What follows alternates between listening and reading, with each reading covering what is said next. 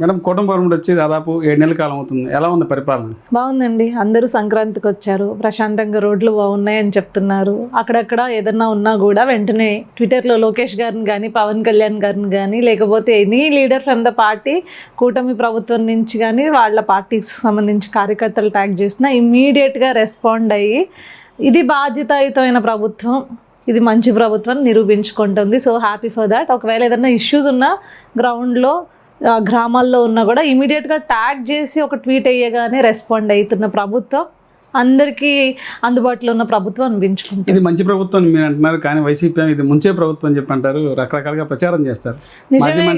మాజీ మంత్రి రోజా కూడా చెప్తారు. ఎలా స్పందిస్తారు? నిజమే కదా, వైసీపీని ముంచిన ప్రభుత్వం, ఇది మునిగిపోయింది వైసీపీ. సో వాళ్ళ దృష్టిలో అది నిజమే, ఇది ముంచుతుంది. ఎవరు? ప్రజలను ముంచుతున్నారని చెప్పి. ప్రజల్ని కాదు, దుర్మార్గుల్ని, దుష్టుల్ని, ఈ వైఎస్ఆర్సీపీ పార్టీని పూర్తిగా ప్రజలకి ఎవరైతే ద్రోహం చేస్తున్నారో వాళ్ళందరినీ ముంచేసింది. గంగలో మనం గోదావరి కాబట్టి మన గోదాట్లో ముంచినట్టు ముంచేసింది. సో ఇప్పుడు ఇంకా వాళ్ళు తేరుకునే పరిస్థితి లేదు కాబట్టి ఆ మాత్రం ఏమంటారంటే జెలస్ ఫీల్ అవ్వడం, లేకపోతే వాళ్ళ యొక్క ఇది వెళ్ళగక్కుకోవడం సర్వసాధారణం.